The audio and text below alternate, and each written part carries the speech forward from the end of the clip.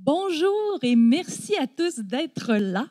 Je me présente, Chantal Racine, conseillère pédagogique du Collège Annecy, responsable de la formation scientifique dans plusieurs programmes, dont celui de chimie analytique. J'ai avec moi aujourd'hui deux invités spéciaux qui sont là pour discuter de chimie en cette année du 150e anniversaire du tableau périodique. D'abord, Pierre-André Renaud, étudiant en technique de laboratoire. Bonjour. Peut-être ouvrir le micro. C'est bon? Bonjour Chantal. Bonjour Pierre-André. Pierre-André, tu es enseigne depuis quand? C'est pas ton premier cégep, non? Non, moi j'ai fait un retour aux études en 2016. Donc je suis allé aux adultes au Centre Champlain. Et ensuite, dans un palmarès des jobs les plus en vue au Québec, biotech et chimie analytique sont sortis. Donc, j'ai fait le choix de venir faire la technique au Cégep Antique. Ah, ben c'est cool. Merci beaucoup. Et notre deuxième invité, notre vedette, Yannick Bergeron. Yannick, vraiment, on est très honorés que tu sois avec nous aujourd'hui. Surtout que tu as un horaire très chargé, même que cet après-midi, à 2 heures, tu nous fais une belle conférence sur la magie de la chimie.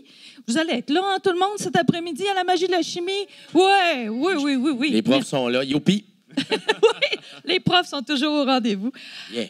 Alors, oui, merci Yannick d'être là. Et Pierre-André, il y a quelques questions pour toi. Es-tu prêt? Ben oui, je suis prêt. Moi, j'ai hâte d'entendre ce qu'un étudiant en chimie analytique va dire à un vieux prof comme moi. OK, ben vas-y, Je Pierre-André. t'écoute. Ouais, super. Bon, Yannick, tu es derrière la création d'expérience du magazine des débrouillards depuis plus de 20 ans. Attends une minute. Ouais. T'as enlevé ça, là. Tire dessus. T'sais. Bon, là, regarde, on met ça à terre. OK, parfait. Ah, ça va être mieux. Parfait. Donc, vous êtes derrière la création d'expérience du magazine des débrouillards depuis Ouais. plus de 20 ans Ouais. et vous faites des conférences avec les jeunes depuis plus de 25 ans. Voyez-vous au fil du temps une évolution de l'intérêt qu'ont les jeunes pour la science? Ah, l'intérêt pour la science. Ouais, ça, c'est toujours une bonne question parce qu'évidemment, comme ça fait plus de 20 ans que j'écris dans le magazine, 25 ans que j'étais avec les jeunes, j'ai jamais vu de baisse. Tout ce que j'ai vu, en réalité, c'est que l'intérêt est là, mais c'est en vieillissant que ça change.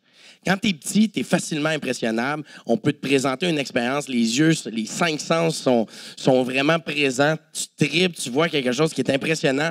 Tu n'as pas beaucoup de connaissances, fait que tu es facilement influençable parce qu'on va te présenter. Fait que les sciences, dès le jeune âge, c'est quelque chose qui est mystérieux. C'est comme un peu un monde spirituel. Tu ne sais pas trop à quoi t'attendre. Les atomes, les molécules, les mots compliqués, tu ne connais pas ça, mais ça t'intrigue.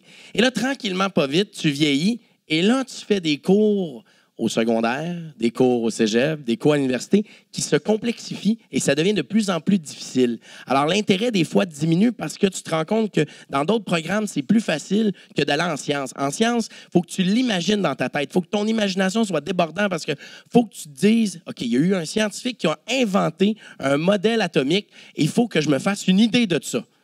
Et cette idée de ça, c'est pas toujours évident pour les jeunes qui sont autour de nous. Donc, l'intérêt, des fois, quand ça se complexifie, puis qu'on rajoute les maths, puis qu'on rajoute la physique dans la chimie, puis qu'on met de la chimie dans la physique, puis qu'on met de la physique en biologie, puis de la biologie, ça devient très complexe. À ce moment-là, des fois, l'intérêt perd un peu.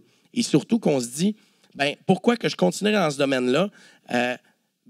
C'est à cause d'une passion. Donc, il faut que dès le jeune âge, l'intérêt soit associé avec une passion. Et là, à ce moment-là, la connexion va se faire.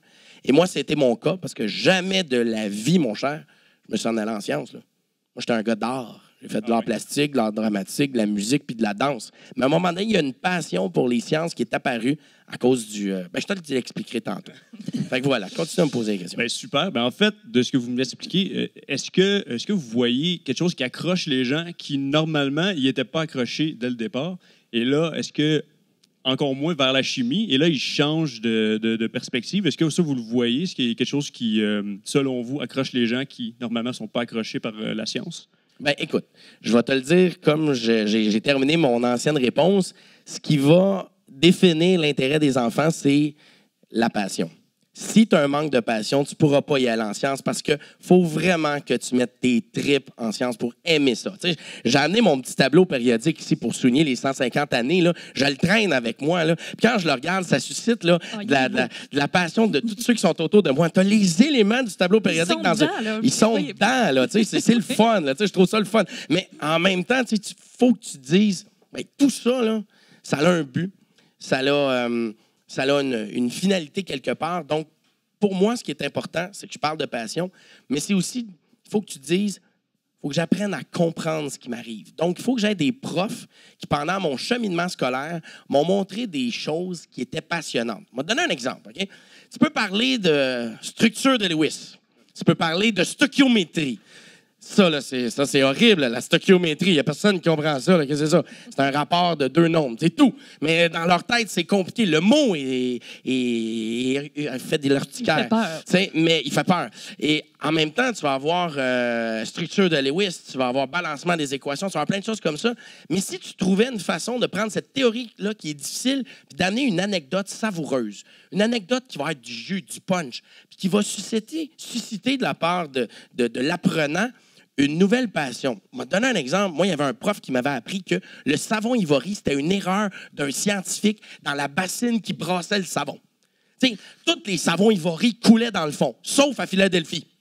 Pourquoi? Parce que l'usine est partie en pause. Puis le gars qui était supposé d'arrêter la machine, il est parti en pause sans l'arrêter. Fait qu'est-ce que ça a fait?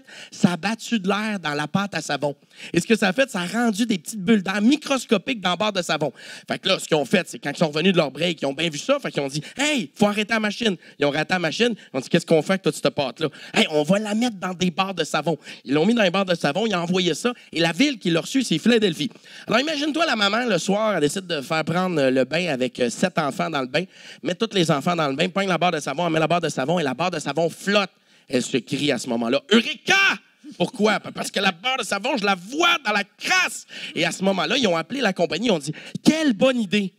Et ils ont dit quoi? C'est parce que notre barre de savon coule? Non, elle flotte. Et ils viennent de découvrir quelque chose comme ça. Mais là, tu vas te dire, mais pourquoi tu me racontes cette histoire-là de barre de savon, tout ça? Est-ce que tu te souviens des lois des gaz? Boyle Marriott. Tu te souviens-tu d'eux autres? Pas d'eux autres. Charles Gay-Lussac. Tu te souviens pas d'eux autres? Hein? C'est tous des scientifiques qui ont étudié les gaz. Mais moi, ce que j'ai appris, c'est que si tu brasses là-dedans et que tu as des petites bulles de gaz à l'intérieur, ben si tu augmentes la température, le gaz prend de l'expansion. Tu es d'accord avec moi? Bon, bien là, imagine-toi que le savon t'a permis de faire en sorte que quand tu étais petit, tu as pu manger des Smarties. Tu vas dire des Smarties, Yannick? Quel est le lien entre la barre de savon et les Smarties? C'est parce que si tu t'y fies, tous les soldats, et là je pars de loin, là, tous les soldats de la Deuxième Guerre mondiale ont été mangés des tablettes de chocolat Lynn. Mais quand ils sont arrivés à la guerre de Corée, là, il faisait trop chaud. Fait que le chocolat fondait. Et pourquoi on donnait du chocolat aux militaires? Parce que ça contenait de la phényléthylalanine, qui est un précurseur qui est dans notre cerveau, qui nous aide à avoir la molécule du bonheur. Donc, on donnait du chocolat pour permettre aux soldats de se calmer pendant un stress. OK? Tu vas voir le lien. Quand ils ont fait de la guerre de Corée, le chocolat Lynn fondait dans le pack-sac du soldat. Fait qu'on a décidé d'encapsuler le chocolat avec une capsule de sucre. On a inventé les M&M's et les Smarties. Le problème, c'est qu'ils éclataient quand quand il faisait plus chaud parce que le gaz qui est à l'intérieur prenait de l'expansion. Puis le chocolat se mettait à fondre. Sauf qu'ils ont découvert qu'en battant le chocolat, on pouvait mettre de l'air dedans et faire en sorte que les petites bulles peuvent prendre de l'expansion et pas en prendre. Et à ce moment-là, jamais la petite coquille va éclater et tu pouvais donner ta ration de chocolat à tes soldats. Pourquoi je te compte ça? Parce que si tu racontes des histoires comme ça à tes jeunes étudiants puis tu leur montres que ce qu'ils apprennent, qui est difficile à comprendre, une théorie, une notion, quelque chose comme ça, et que tu leur amènes une histoire dans laquelle ils peuvent comprendre pourquoi ils apprennent ça, je te jure, la passion est là et l'intérêt est vite arrivé. Voilà. Wow, c'est génial. Super, super, merci. Ça fait plaisir. Hey, je regarde ça. On a le temps pour au moins 2 questions. Oui, on y va pour 2. Parfait, parfait. Ben moi, personnellement, c'est à cause de YouTube beaucoup que j'ai découvert la science, vraiment, là, un peu le fondement de la matière et les points de vue un peu que vous apportez. C'est vraiment ça qu'on apprend à comprendre, le niveau fondamental, vraiment plus poussé à la transformation. Je ne sais pas si vous connaissez un peu les créateurs YouTubers, là, les Veritasium, Vsauce. Je ne sais pas si ça vous dit quelque chose. Est-ce que vous pensez qu'ils apportent quelque chose Oui. dans les... Oui? C'est sûr. Premièrement, ils sont beaucoup plus libres que dans une émission de télévision. Ils n'ont pas besoin d'apprendre un texte. Ils peuvent faire ce qu'ils veulent aussi, ils peuvent faire le montage qu'ils veulent aussi. Par contre, il faut vérifier les sources. Quand tu reçois un YouTuber, ce n'est pas nécessairement la vérité absolue. C'est une opinion souvent qui est véhiculée. Donc, il faut que tu sois critique face à ça. Mais je dois avouer qu'avec... je dirais, l'international, c'est très intéressant d'avoir des YouTubers qui sont aussi intéressants que ceux que tu as nommés. Là, je pensais à ton Space Time que j'ai beaucoup aimé. Oui. Mais tu vois, moi aussi, j'en fais des petites vidéos, mais pour les enfants. Fait que j'ai aussi une chaîne YouTube dans laquelle on peut voir les débrouillards faire des expériences avec du matériel qu'il y a à la maison. Et ça a un intérêt vraiment parce qu'on s'aperçoit qu'il y en a plein. Il y en a en anglais, il y en a en chinois, il y en a en français. Et oui, ça a de l'influence. Mais moi, ce qui m'a influencé, c'est la lecture. Moi, je lis beaucoup. J'adore les livres. Je suis un livromania. C'est ça. C'est bon. Voilà. Super. Belle réponse, merci. Une petite dernière. Oui, OK, parfait. Dans le fond, c'est une grosse. On célèbre cette année le 1800e anniversaire. Non, le 150e anniversaire du temps. Oui, je me suis trompé dans mes dates. Oui, Ça fait 1879. 150 ans que le tableau périodique a été découvert par Dimitri Mendeleïev. Ouais. Et j'aimerais parler un peu de son impact sur le monde. Parce que je m'intéresse beaucoup à la situation énergétique moderne. Mm-hmm. Je constate que nos modèles de batterie ne semblent pas correspondre aux attentes énergétiques de la population. Donc, aussi, il y a un impact aussi aux batteries de lithium qu'on retrouve dans nos téléphones cellulaires et qu'on accumule par millions. Donc, ça a un impact, ça devient de plus en plus alarmant. Avec vos connaissances du tableau périodique, croyez-vous qu'il existe des éléments qui pourraient constituer nos batteries du futur? Bon, nos batteries du futur, c'est sûr, mais le problème, c'est la rareté. Le lithium, c'est le 3e élément du tableau périodique, ce qui veut dire qu'il est quand même en grande abondance sur Terre. C'est un élément qui est quand même assez léger. As-tu déjà vu des usines de lithium? C'est assez impressionnant. Les gros marécages. Les gros marécages jaunes de lithium dans lesquels on fait exactement comme le sel. On fait évaporer l'eau pour aller chercher le lithium qui est dans le sol. On inonde des grandes superficies pour ensuite de ça bioaccumuler tous ces éléments-là et en faire ta batterie de lithium. Le lithium, c'en est un bon modèle. Mais ce que tu sais, par contre, avec l'avancement que Dimitri Ivanovitch Mendeleïev a fait, c'est qu'il a développé un tableau périodique avec 65 éléments. Maintenant, on est rendu à 118 éléments. Et on les a classés par catégorie, par grande famille, comme tu les connais sûrement, les alcalins, les alcalino-terreux, les halogènes et les gaz inertes. Ceux qui nous intéressent, ce sont ceux de la première famille, donc les alcalins. Fait que si je regarde dans les alcalins, l'hydrogène, on l'oublie, il y a une catégorie à part. On a le lithium, le sodium, le potassium, le rubidium, le césium, le francium. Le francium, on n'a pas assez sur Terre pour qu'on puisse en parler et c'est radioactif, donc tu ne voudrais pas te mettre un élément radioactif sur la tête. Le césium, c'est aussi quelque chose qui est très rare, le 55e élément du tableau périodique. Le rubidium, peut-être, le sodium, peut-être, mais ce ne sont pas des éléments qui, même s'ils sont dans la bonne catégorie, permettent de miniaturiser le tout. Donc, il y a des cristaux qu'il faut comprendre qu'à un moment donné, on va être en pénurie de ces matières-là et il faut faire attention avec ce qu'on fait avec nos téléphones à la fin. Les faire recycler, c'est pas évident parce qu'il faut que tu ailles chercher chacun des minéraux qui sont à l'intérieur de ton téléphone. Tu as beaucoup de terres rares et quand on dit terres rares, ça ne veut pas nécessairement dire qu'il n'y en a pas beaucoup sur la surface de la Terre. Ça veut dire qu'il y a beaucoup de pays qui ne veulent pas en produire parce que justement, c'est extrêmement polluant. Donc, il y a en ce moment la Chine qui permet d'être peut-être la solution à ton problème parce qu'eux ont décidé de dire, nous, on va l'exploiter, les terres rares. Et les Chinois, ils ont une politique un petit peu environnementale qui est différente des nôtres. Donc, ça ne leur dérange pas trop d'aller chercher ces minéraux-là, d'où la raison pour laquelle on les appelle les terres rares. Fait que, oui, il y a un avenir. Et il y en a beaucoup dans le sol, mais c'est de savoir l'impact écologique et environnemental que tu vas avoir quand tu vas décider de sortir ces minéraux-là du sol pour pouvoir empêcher d'avoir le lithium qui, lui, soit dit en passant, est beaucoup plus facile à sortir qu'on le pense. Les autres, il faut procéder par des transferts énergétiques qui sont très élevés. Il faut faire des séparations en envoyant des grandes quantités d'acide à l'intérieur. Ça peut acidifier les lacs, les forêts, etc., l'environnement, l'air qu'on respire.